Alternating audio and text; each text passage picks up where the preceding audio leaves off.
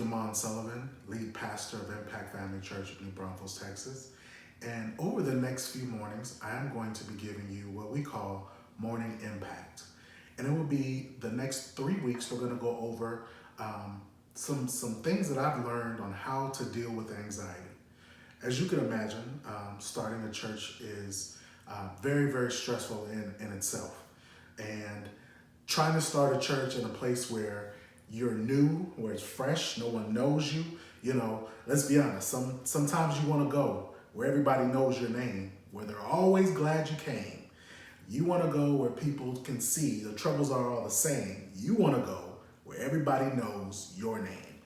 No one knows us. So imagine starting a church in a brand new area where you have no following, no connections, nothing. But we are responsible to do what God told us to do. Well, sometimes that builds a bit of angst or anxiety. And God dropped into my spirit ways to deal with anxiety.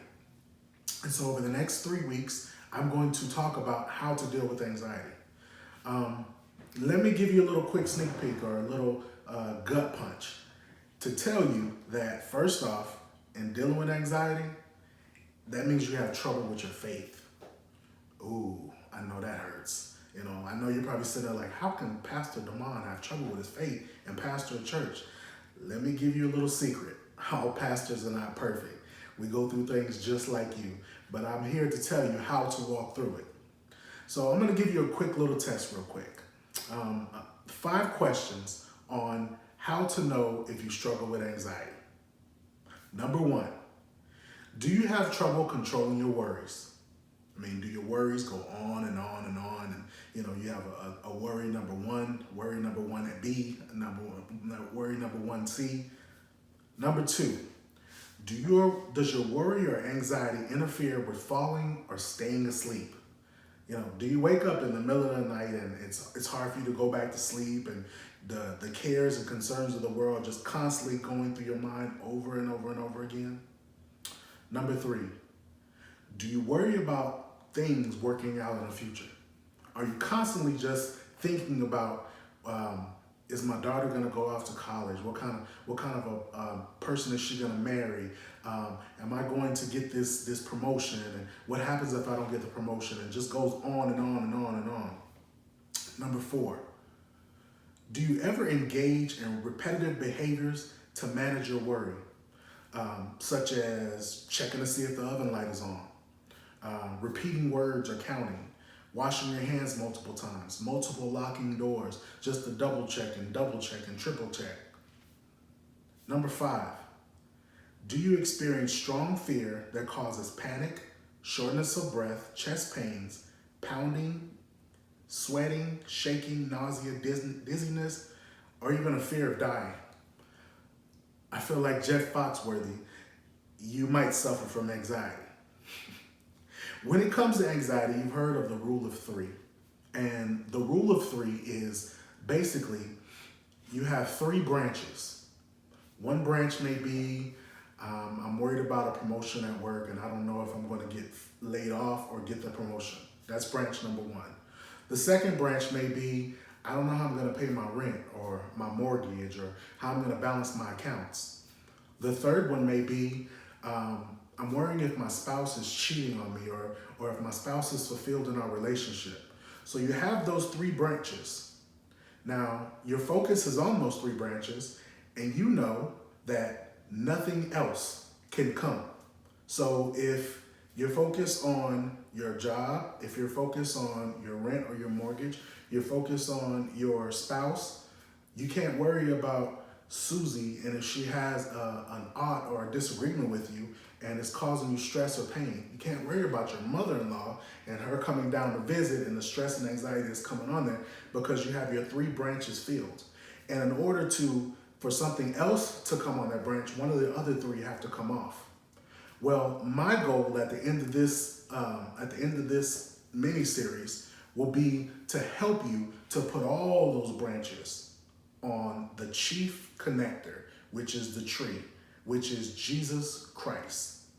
My goal is going to be to help you to cast all your cares, your branches, and your concerns on Him, because he will direct our paths. Now, suffering with anxiety is a serious thing. So I want to make sure that over the next few weeks that we expose how to deal with anxiety. And I've come up with this series called Mastering Your Peace. Now, I know you're sitting there like, I know this pastor is not sitting there talking about Master P. No. I'm not talking about Master P.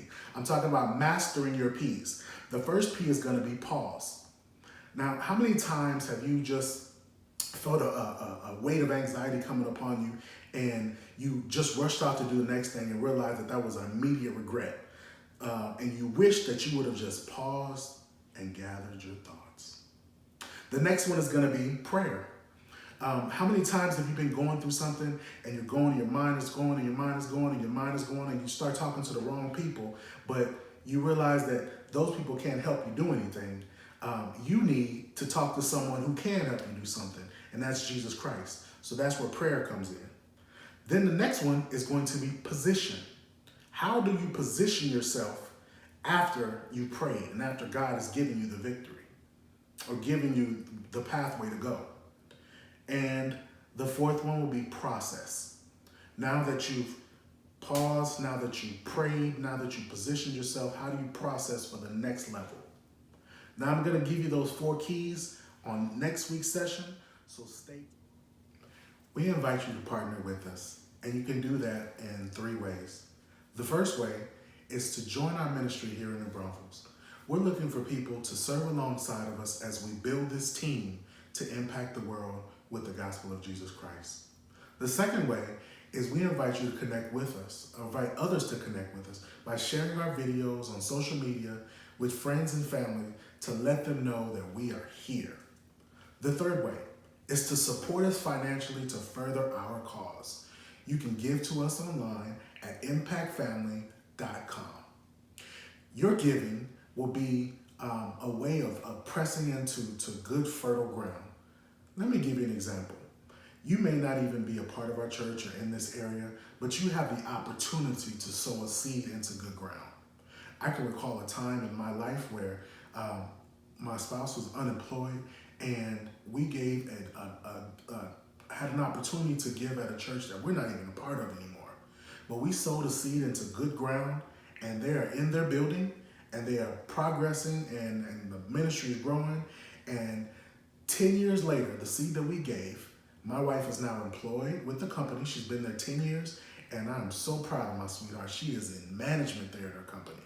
That's just one way of giving and putting into good ground. You can see that God doesn't need your money. He just wants your heart. And when you give, it's your opportunity to show your care and concern and giving your heart. Now, once you give to us, you're going to help us in our small groups. You're going to help us because we're going to be in homes. We're going to be in coffee shops. We're going to be in schools. We're going to saturate this area and disciple men and women. So your giving is going to help that. And if you need prayer or want to learn more about us, visit our website at impactfamily.com. We can't wait to have you join us online or in person. Have a great day, family.